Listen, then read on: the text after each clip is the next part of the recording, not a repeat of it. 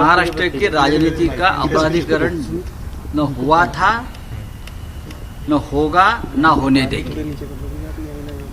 ये देवेंद्र जी को भी पता है।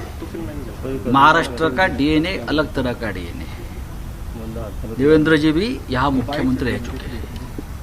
महाराष्ट्र का पुलिस फोर्स क्या है ये उनको पता है। आज अगर फडणवीस जी अपोजिशन में है तो मुंबई पुलिस का मनोबल गिराने का काम एक चीफ मिनिस्टर ने नहीं करना चाहिए। जो कुछ हुआ है एक 10-15 दिन में, उसका समर्थन न हम करेंगे ना और कोई करेगा। उसकी जांच एनआईए कर रही है, उसकी जांच एटीएस कर रही है। और आज सरकार ने जो तबादले किए हैं वो बहुत ही महत्वपूर्ण है। लेकिन मैं आपको बताना चाहता हूँ, अगर अपोजिशन को लगता है कि दबाव में किया है तो ये सरासर झूठ और गलत है। उद्धव ठाकरे सरकार ने कोई भी तबादला किसी के दबाव में नहीं किया है। ये हमारी नैतिक जिम्मेदारी है।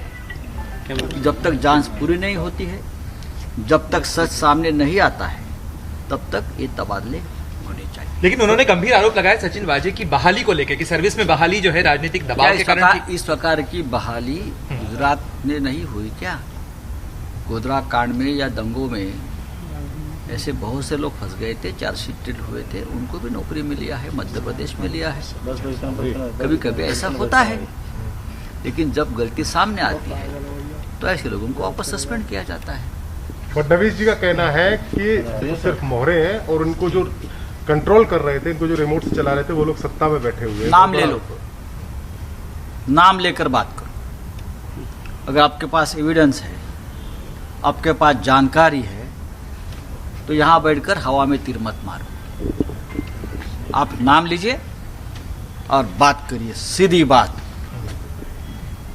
पर अचानक से लेकिन जिस प्रकार का माहौल अब बन गया था, जिस प्रकार की मीडिया में या बाहर चर्चा चल रही है, तो सीएम साहब को लगा कि इस मौके पर जिस अधिकारी या जिस फोर्स पर कुछ लोगों के मन में शंका है, या मीडिया ने शंका की है, या अपोजिशन ने कुछ बातें सामने रखी है, उसकी जांच होने तक तबादले होने चाहिए। सर मराठी सर, आपको लगता है, संजय जी एक सवाल ये भी है,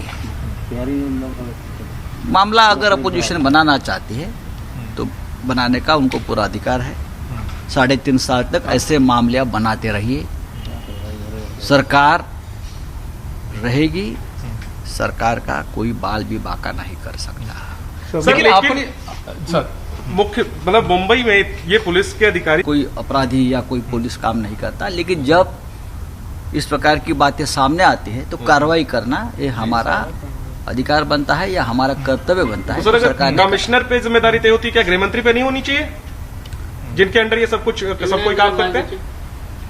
इस देश में ऐसे बहुत सी घटनाएं पहले भी हुई है और कार्रवाई भी होती आई है। अगर हम इस बात पर चर्चा करें तो जैसे कहते दूर तक बात चली जाएगी, लेकिन हम नहीं करेंगे। हमारी जिम्मेदारी है, नैतिकता हम मानते हैं, कर्तव्य का पालन करते हैं, और इस कर्तव्य का पालन करते हुए मुख्यमंत्री ने आज ये कार्रवाई की है। सर आप एक आखिरी सवाल ये है कि क्या आपको लगता है नहीं है कि मुंबई जो देश की आर्थिक राजधानी है, अगर वहां पे जिलेटिन छड़ें निकलती हैं, इन्वेस्टिगेशन के दौरान एक व्यक्ति की मौत हो जाती है, संदिग्ध स्थिति में होती है एक पुलिस अधिकारी पर, तो ये पूरी व्यवस्था के ऊपर गंभीर सुरक्षा की चिंताएं उठाता है। इसे कैसे एश्योर करेंगे कि मुंबई में लोग सुरक्षित हैं? मुंबई में ही लोग सुरक्षित हैं। देश में अगर सबसे ज्यादा लोग सुरक्षित हो गए तो मुंबई में है, आपको भी पता है। एक संशयास्पद कार में जिलेटिन के 20 टुकड़े जरूर मिले हैं और उसका ये टुकड़े गैंग से कोई संबंध नहीं है। उसकी जांच चल रही है और जांच कौन कर रहा है? केंद्र सरकार की सबसे काबिल एजेंसी एनआईए कर रही है और हमारा एटीएस भी कर रहा है। पैरेलल इन्वेस्टिगेशन चल रही है। तो दोनों का जो हिसाब किताब जो है, खाता वही खुलेगी जल्दी ही और सामने आ जाएगा सच। Subscribe now and press the bell icon. Never miss an update.